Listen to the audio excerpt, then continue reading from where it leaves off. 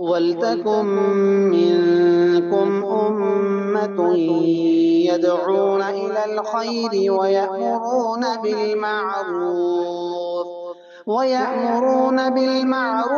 وَيَنْهَوْنَ عَنِ الْمُنكَرِ وَأُولَٰئِكَ هُمُ الْمُفْلِحُونَ. صلی اللہ علیہ وسلم وشر الامور محدثاتها وكل محدثة بدعة وكل بدعة ضلالة وكل ضلالة في النار. أعوذ بالله السميع العليم من الشيطان الرجيم. بسم الله الرحمن الرحيم. يا أيها الذين آمنوا اتقوا الله حق تقاته ولا تموتن إلا وأنتم مسلمون. يا أيها الناس اتقوا ربكم الذي خلقكم من نفس واحدة وخلق منها زوجها وبث منهما رجالا كثيرا ونساء واتقوا الله الذي تساءلون به والأرحام إن الله كان عليكم رقيبا. يا أيها الذين آمنوا اتقوا الله وقولوا قولا سديدا يصلح لكم أعمالكم ويغفر لكم ذنوبكم ومن يطع الله ورسوله فقد فاز فوزا عظيما. وقال الله تعالى: فلا وربك لا يؤمنون حتى يحكموك فيما شجر بينهم ثم لا يجدوا في أنفسهم حرجا مما قضيت ويسلموا تسليما. ہر قسم کی تعریف، توصیف، بڑائی، کبریائی اللہ رب العالمین کے لیے ہے، جو ہمارا اور آپ کا اور سارے کائنات کا خالق و مالک ہے. بے شمار درود و سلام نازل ہوں ہمارے اور آپ کے آخری نبی جناب محمد رسول اللہ صلی اللہ علیہ وسلم پر. ان کی لائی ہوئی شریعت ساری کائنات کے لیے،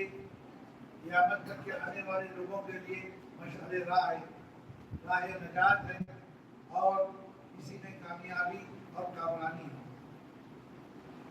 اس مختصر سے حمد و ثنا کے بعد محترم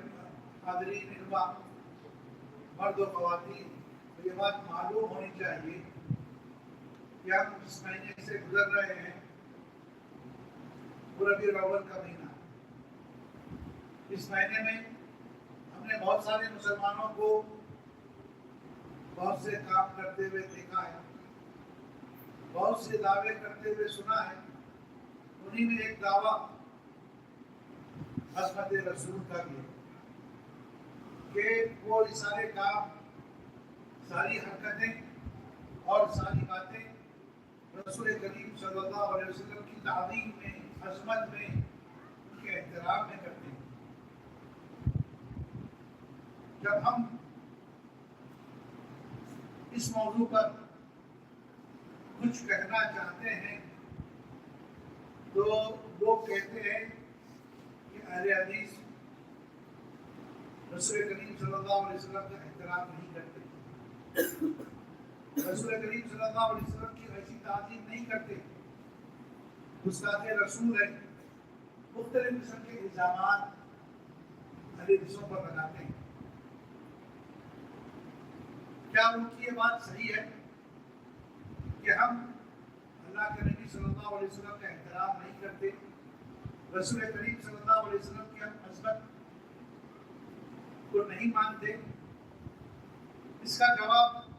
سمجھنے کے لیے اس کا جواب یہ ہے کہ اگر آپ عیسائیوں سے پوچھیں گے تو عیسائی کہیں گے کہ سارے کے سارے مسلمان عیسیٰ علیہ السلام کا احترام نہیں کرتے، عیسیٰ علیہ السلام کی عزت نہیں کرتے. ایسا الزام عیسائیوں کا ہم مسلمانوں کے بارے میں،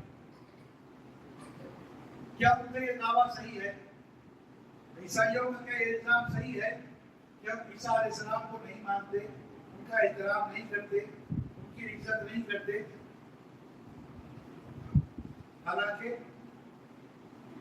ہر مسلمان کا یہ ماننا ہے، یہ ایمان ہے، اس کا یہ عقیدہ ہے کہ آمن الرسول بما انزل الیہ من ربہ والمؤمنون، کہ رسول کریم صلی اللہ علیہ وسلم اور سارے مسلمان مومنین ایمان لے آتے ہیں اس چیز پر جو آپ کے رب کی جانب سے آپ کو اتاری گئی ہے، یعنی قرآن مجید پر سارے مسلمانوں کا ایمان ہے، نبی کریم صلی اللہ علیہ وسلم کا اس پر ایمان ہے، کل آمن باللہ وملائکتہ وکتبہ ورسلہ، آگے اللہ نے کہا سب کے سب، یعنی رسول بھی اور اہل ایمان بھی سب کے سب ایمان رکھتے ہیں اللہ پر، اس کے رسولوں پر، اس کی کتابوں پر اور آخرت کے دن پر۔ یہ ہمارا عقیدہ ہے کہ ہم ہر نبی پر ایمان رکھتے ہیں، لا نفرق بین احد من الرسل، ہم رسولوں میں سے کسی کے بیچ میں، رسولوں کے درمیان ہم تفریق نہیں کرتے کہ کسی کو مان لیا، کسی کا انکار کر دیا، کسی پر ایمان لائے اور کسی کو رد کر دیا، یہ ہمارا طریقہ نہیں ہے۔ ایک مسلمان جو ہوتا ہے وہ سارے رسولوں پر ایمان رکھتا ہے، آدم علیہ السلام سے لے کر جناب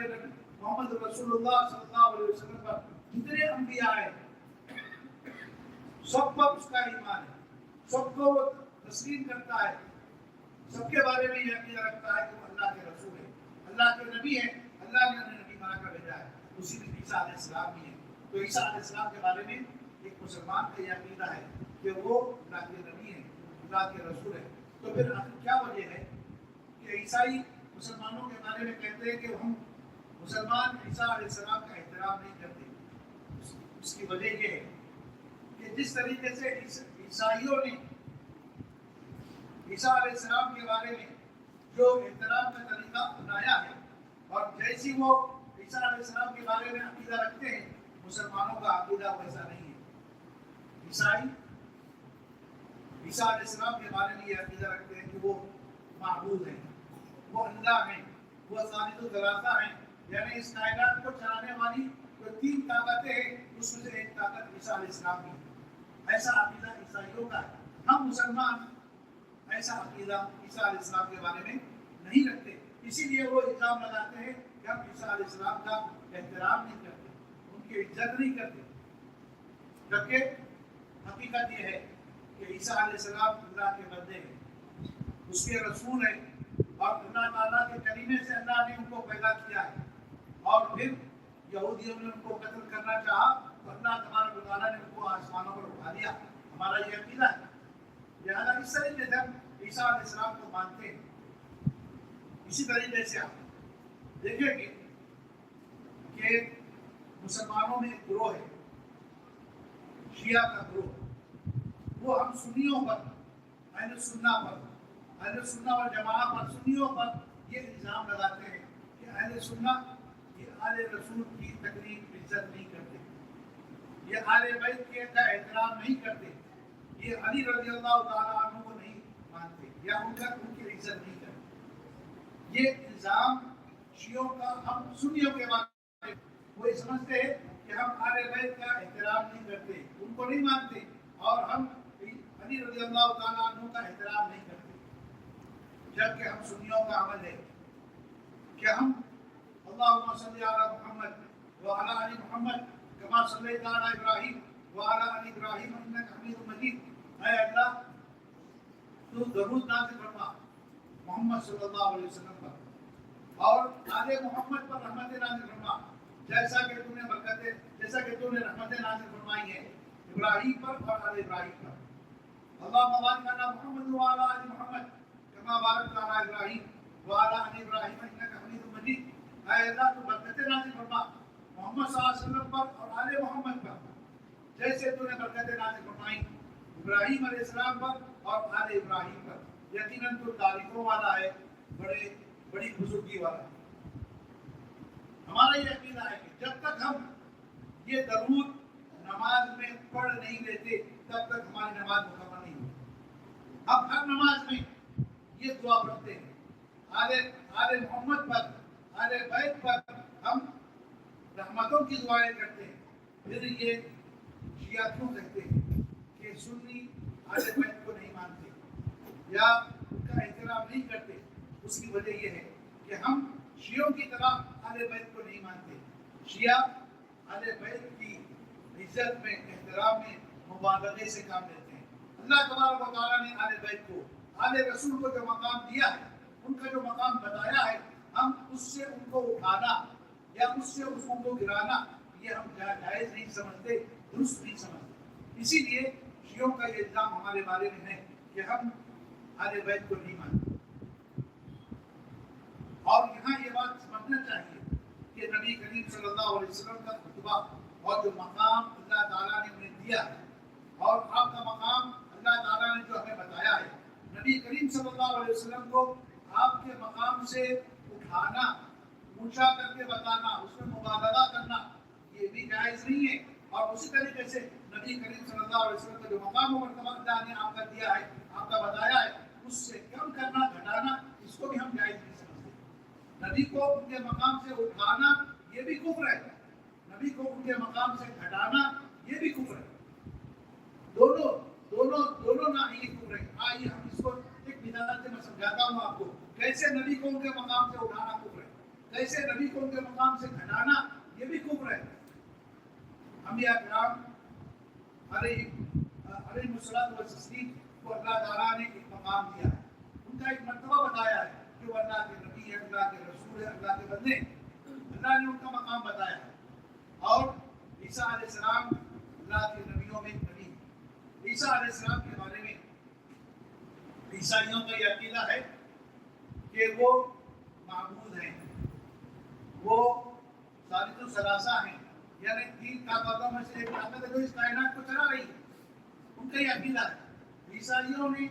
عیسیٰ علیہ السلام کی شان میں مبالغے سے کام کیا، ان کو ان کے مقام اور مرتبے سے اٹھا دیا، بڑھا دیا اور کہا کہ جو ہے وہ معبود ہیں، وہ اللہ ہیں اور وہ ابن اللہ ہیں، لہذا وہ کافر قرار پائے، کیونکہ انہوں نے عیسیٰ علیہ السلام کو جو اللہ نے ان کا مقام و مرتبہ دیا ہے اس سے اٹھا دیا اور ان کو کہا کہ وہ معبود ہیں، اللہ ہیں، اور ان کی عبادت کرنے لگے، اور وہ کہا کہ وہ ابن اللہ ہیں، اللہ کے بیٹے ہیں، ان کو ان کے مقام سے اٹھا دیا، اس لیے وہ کافر قرار پائے۔ اور اسی طریقے سے یہودیوں نے عیسیٰ علیہ السلام کو ان کے مقام و مرتبہ سے گھٹا دیا، انہوں نے کہا، ان کا دعویٰ ہے کہ نعوذ باللہ عیسیٰ علیہ السلام ولد الزنا ہے، لہذا وہ ان کے قتل کرنے کے درپے ہو گئے، ان کو قتل کرنے کی انہوں نے کوششیں کی، تو یہ یہودیوں نے عیسیٰ علیہ السلام کو ان کے مرتبے اور مقام سے گرا دیا، گھٹا دیا، لہذا یہودی بھی کافر ہو گئے۔ تو معلوم یہ ہوگا کہ کسی بھی نبی کو اس کے مقام اور مرتبے سے اٹھانا اور یا اس سے کم کرنا، یہ دونوں زاویے، دونوں چیزیں جو ہے وہ کفر ہیں، اس سے بچنا چاہیے۔ چنانچہ ہم نبی کریم صلی اللہ علیہ وسلم کو وہ مرتبہ اور مقام ان کا جانتے اور مانتے ہیں جو اللہ نے بتایا ہے، نہ ہم اس سے اوپر اٹھانے کو جائز سمجھتے ہیں، نہ اس سے گھٹانے کو ہم جائز سمجھتے ہیں۔ اس کے بعد آئیے کہ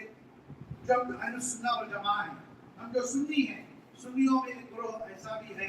جو ہمیں یہ طعنہ دیتا ہے، ہم پر یہ الزام لگاتا ہے کہ ہم گستاخ رسول ہیں،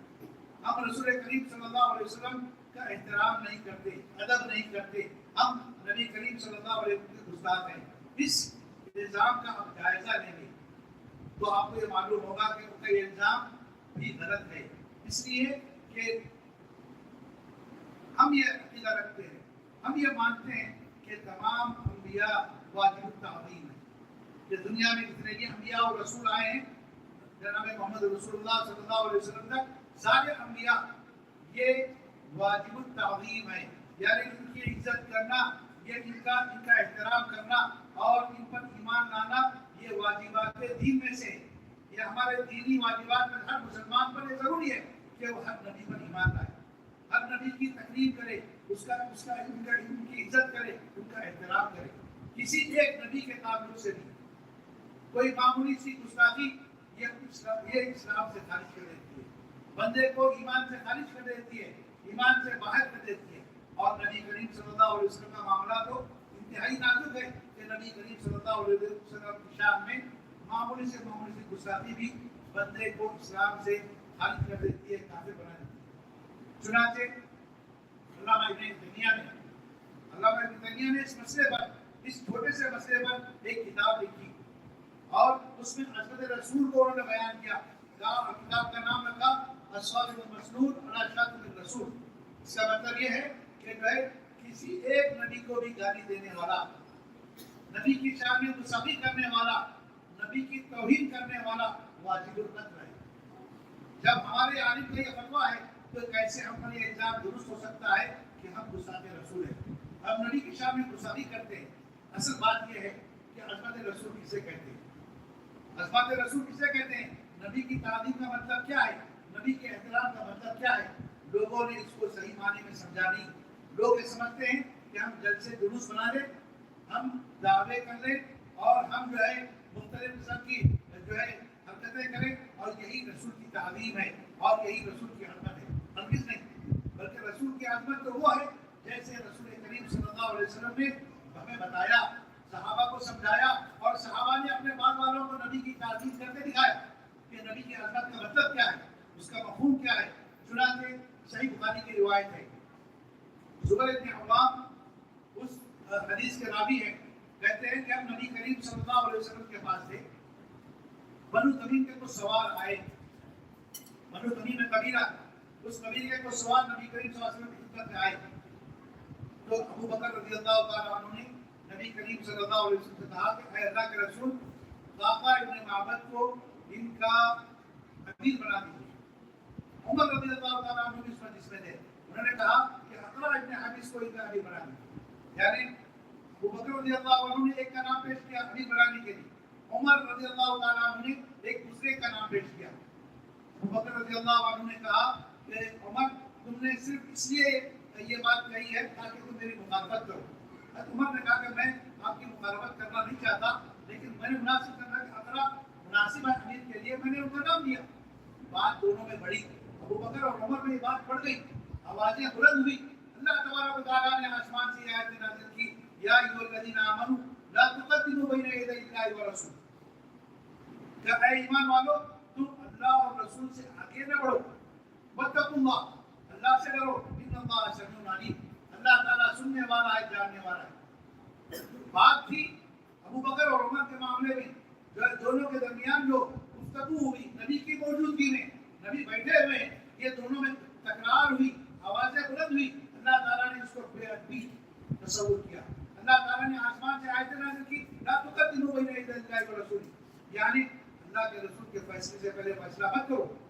اگر اللہ کے رسول کا فیصلہ آ جائے تو اپنے غلط فیصلے پر جمے مت رہو، بلکہ تم اللہ کے فیصلے کو ہر حال میں مقدم رکھو، آگے رکھو، اللہ کے رسول کے فیصلے سے آگے نہ بڑھو۔ لا تقدموا بین یدی اللہ ورسولہ واتقوا اللہ۔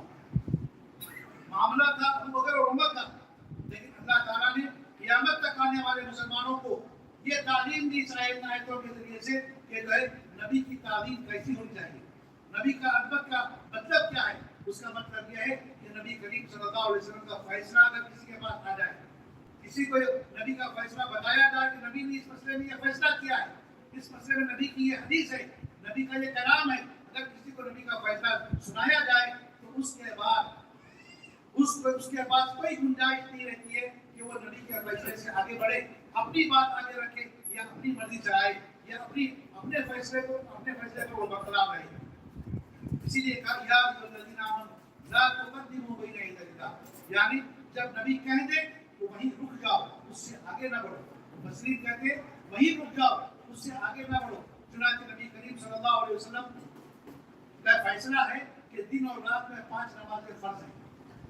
دن اور رات میں 5 نمازیں فرض ہیں۔ اگر ہم چھٹی نماز کو اپنے اوپر واجب کر لیتے ہیں، فرض کر لیتے ہیں دن اور رات میں، تو یہ نبی کے فیصلے سے آگے بڑھنا ہوا، یہ نبی کے فیصلے کے خلاف جانا ہوا، لہٰذا اس آیت کی مخالفت ہوئی۔ لا تقدموا بین یدی اللہ ورسولہ۔ صحیحین کی روایت ہے کہ نبی کریم صلی اللہ علیہ وسلم اور صحابہ بیٹھے ہوئے تھے اور لوگوں کا مجمع تھا۔ ایک آدمی آئے اور انہوں نے اللہ کے نبی صلی اللہ علیہ وسلم سے کہا، اے اللہ کے رسول، مجھے اسلام سکھائیے، اسلام کے بارے میں بتائیے۔ تو اللہ کے نبی نے کہا 5 صلوات فی الیوم واللیل، آپ نے ان کو اسلام کی تعلیم دی، اسلام کے بارے میں بتایا 5 صلوات فی الیوم واللیل، کہ جو 5 نمازیں دن اور رات میں واجب ہیں۔ اس آدمی نے پوچھا هل علی غیرہا، اے اللہ کے رسول کیا ان 5 نمازوں کے علاوہ کوئی اور نماز کے اوپر واجب ہے؟ قال لا، ہم نے کہا نہیں، الا ان تطوع، الا کہ تم نفل نماز پڑھو، فرض تو 5 ہی ہیں، اگر تم نفل پڑھنا چاہتے ہو تو نفل پڑھ سکتے ہو، لیکن فرض نمازیں 5 ہی ہیں۔ پھر وہ آدمی وہاں سے چلے گئے، اور جب جانے لگے تو جاتے جاتے انہوں نے ایک جملہ کہا، واللہ لا ازید علی ھذا ولا انقص، انہوں نے کہا کہ اللہ کی قسم میں نہ اس سے زیادہ کروں گا نہ اس سے کم کروں گا، یعنی 5 ہی نمازیں پڑھوں گا، نہ 5 سے زیادہ کروں گا نہ 5 سے کم کروں گا۔ یہی مطلب ہے اس آیت کا لا تقدموا بین یدی اللہ ورسولہ، اللہ اور رسول سے آگے نہ بڑھو، اللہ کے فیصلے سے آگے نہ بڑھو، اللہ کی بات سے آگے نہ بڑھو، رسول کے فیصلے سے آگے نہ بڑھو، رسول کی بات سے آگے نہ بڑھو۔ جب وہ آدمی کچھ دور چلے گئے تو اللہ کے نبی صلی اللہ علیہ وسلم نے کہا علیہ بالرجل، اس آدمی کو بلاؤ، اس آدمی کو بلاؤ۔ پھر آپ نے کہا کہ جس آدمی کو اس بات سے خوشی ہوتی ہے کہ جنتی آدمی کو دیکھنا ہے وہ اس آدمی کو دیکھے، اس آدمی کو جا رہا ہے آدمی، یہ آدمی جنتی آدمی ہے، اگر جنتی آدمی کو دیکھنے سے کسی کو خوشی ہوتی ہے تو اس آدمی کو دیکھے۔ تو یہ نبی کی تعظیم ہے، یہ نبی کا احترام ہے کہ نبی کا فرمان آ جائے، نبی کی بات آ جائے تو ہم اپنی بات کو ان کی بات کے آگے نہ رکھیں، ان کی بات کے مقابلے میں نہ رکھیں، ہم اپنے فیصلے کو نبی کے فیصلے سے آگے نہ بڑھائیں۔ اس کو اور اچھی طریقے سے سمجھنا ہے تو آپ ایک اور روایت سن لیجیے کہ عبداللہ بن زبیر کا واقعہ، کہ عبداللہ بن زبیر بن عوام اور ایک انسانی یہاں تنازع ہوا، جھگڑا ہوا اس مسئلے کو لے کر کہ بعد میں پانی پہلے کون لے گا۔ دونوں دعویٰ کر رہے تھے کہ پہلے میں پانی لوں گا، پہلے میں پانی لوں گا۔ نبی کریم صلی اللہ علیہ وسلم کی خدمت میں مقدمہ گیا، دونوں وہاں پہنچے، اللہ کے نبی صلی اللہ علیہ وسلم نے فیصلہ سنایا، اس کی حدیثت یا زبیر، یا زبیر اس کی حدیثت، اے زبیر تم پہلے اپنے باغ میں پانی لے لو، اپنے باغ کو پہلے سیراب کر لو، ثم اترک الماء لجارک، پھر بعد میں پانی اپنے پڑوسی کے لیے چھوڑ دو۔ حضرت زبیر نے اللہ کے نبی کا فیصلہ مان لیا، سنتے ہی مان لیا، تسلیم کر لیا، لیکن انصاری نے کہا کہ ان کان ابن عمتی، کہا کہ ہاں یہ آپ کا رشتہ دار ہے اس لیے آپ نے اس کے حق میں فیصلہ کیا۔ اتنا سننا تھا کہ نبی کریم صلی اللہ علیہ وسلم کا چہرہ سرخ ہو گیا، آپ غصہ ہو گئے، اور آپ نے زبیر سے کہا کہ اے زبیر پہلے تم اپنے باغ کو سیراب کرو، پھر پانی جمع کر لو، اس کے بعد پانی جو بچ جاتا ہے وہ اس کو دے دو۔ اور پھر آسمان سے اللہ تعالیٰ نے آیت نازل کی، اسی وقت آیت نازل ہوئی، وَلَا وَرَبِّكَ لَا يُؤْمِنُونَ حَتَّىٰ يُحَكِّمُوكَ فِيمَا شَجَرَ بَيْنَهُمْ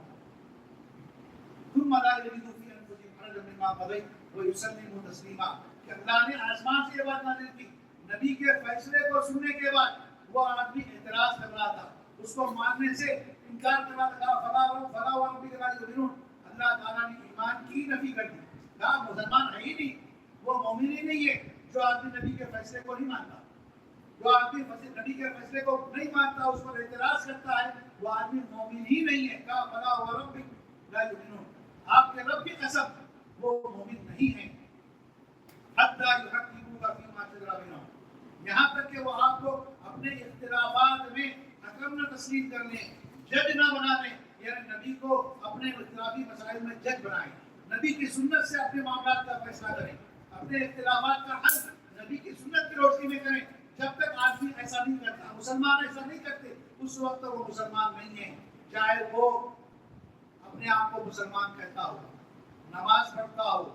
اعمال صالحات کرتا ہو، لیکن نبی کو اپنا جج جب تک نہیں بناتا، اپنے لیے حکم نہیں بناتا، نبی کو اپنے مسائل میں، اختلافی مسائل میں بطور جج کے حکم کی تسلیم نہیں کرتا، وہ مسلمان نہیں ہو سکتا۔ حتیٰ یحکموک فیما شجر بینہم، پھر آگے کہا اللہ تعالیٰ نے صرف آپ کو جج بنانے سے کام نہیں چلے گا، جیسے کہ ابھی عبداللہ بن زبیر نے جج بنایا تھا، وہ انصاری نے بھی جج بنایا تھا، آپ کو جج بنایا تھا، لیکن آپ نے فیصلہ سنا دیا تو فیصلے کے بعد انصاری نے نہیں مانا،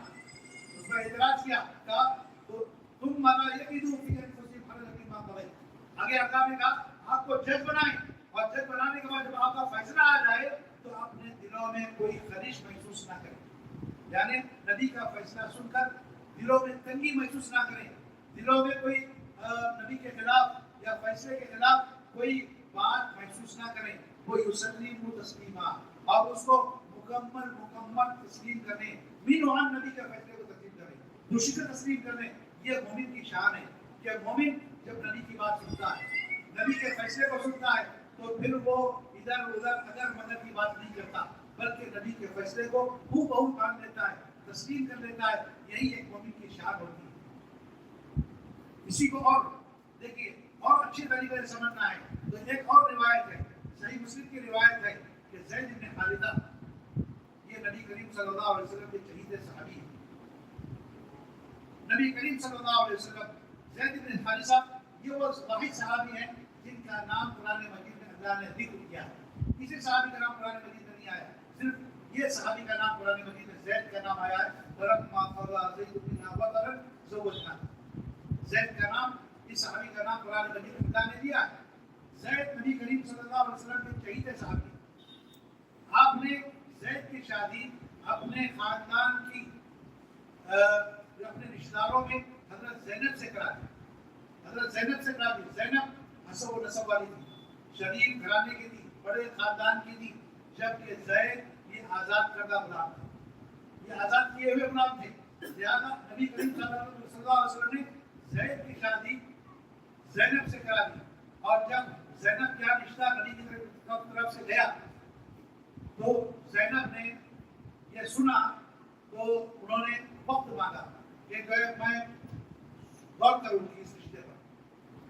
پھر زینب کا ہی کہنا ہے، حضرت زینب کا کہنا ہے کہ ابھی ہم ہٹے بھی نہیں تھے کہ اللہ تعالیٰ کی یہ وحی نازل ہوئی، وَمَا كَانَ لِمُؤْمِنٍ وَلَا مُؤْمِنَةٍ إِذَا قَضَى اللَّهُ وَرَسُولُهُ أَمْرًا أَن يَكُونَ لَهُمُ الْخِيَرَةُ مِنْ أَمْرِهِمْ.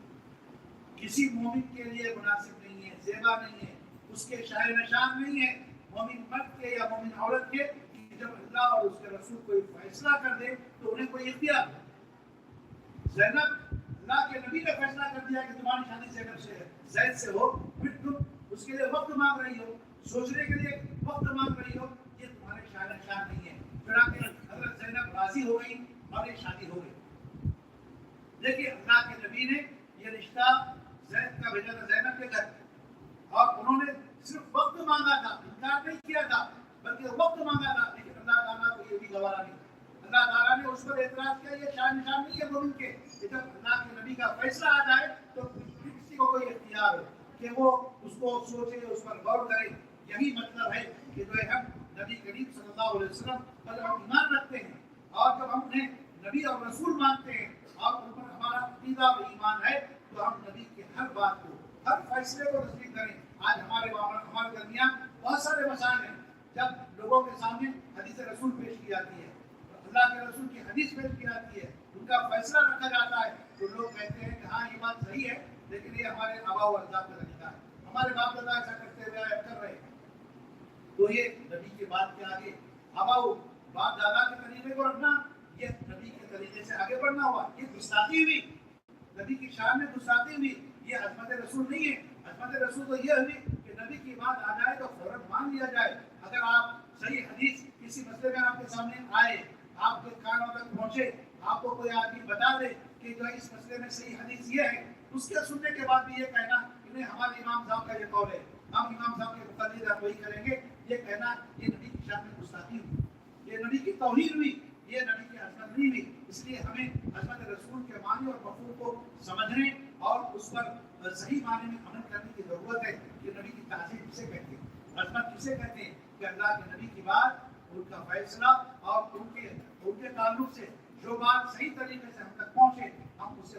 بنا چون و چرا تسلیم کر دیں. یہی مومنین کی شان ہے کہ اللہ تعالیٰ نے قرآن مجید میں مومنین کی شان بیان کرتے ہوئے کہا انما كان قول المؤمنین اذا دعوا الى الله ورسوله ان يقولوا سمعنا واطعنا. کہ مومنوں کی بات تو یہ ہوتی ہے کہ جب انہیں اللہ اور رسول کی طرف بلایا جاتا ہے اور انہیں اللہ اور رسول کی بات بتائی جاتی ہے تو ان کی بات کیا ہوتی ہے؟ ان یقولوا سمعنا واطعنا، کہ وہ کہیں کہ ہم نے سن لیا اور مان لیا، ہم نے سن لیا اور مان لیا. یعنی سننا اور اطاعت کرنا یہ مومن کی شان ہوتی ہے. جب اللہ کی بات آ جائے، رسول کی بات آ جائے، آپ تک پہنچے تو سننے کے بعد اس کو فوراً مان لینا، اس کے مطابق عمل کرنا ایک مومن کی شان ہوتی ہے. اگر آدمی اس سے ہٹ کر کرتا ہے، خدا اور خدا کی طرف جاتا ہے، تو یقین مانیے کہ یہ عظمت رسول نہیں ہے، یہ توہین رسول ہے، یہ نبی کے شان میں گستاخی ہے اور یہ نبی کی تقدیس ہے. ہمیں اس سے بچنا چاہیے. اس لیے اپنے سارے معاملات میں، زندگی کے معاملات میں آپ دیکھیے کہ آپ کے معاملات کیا نبی کے براہین کے مطابق ہیں، نبی کے فیصلوں کے مطابق ہیں، یا اس سے ہٹ کر ہے. اگر ہٹ کر ہے تو فوراً اس کی اصلاح کر دیجیے، اس لیے کہ یہ عظمت رسول نہیں ہے بلکہ جو ہے یہ نبی کی شان میں گستاخی ہے. اللہ تعالیٰ ہمیں نبی کی شان میں گستاخی کرنے سے بچائے، نبی کی باتوں پر عمل کرنے اور آپ کے فیصلوں کو تسلیم کرنے کی ہمیں اللہ توفیق دے. بارک اللہ لنا ولکم بالقرآن العظیم ونفعني وإياكم بالآيات والذكر الحكيم إنه تعالى جواد كريم ملك بر رحمن رحيم.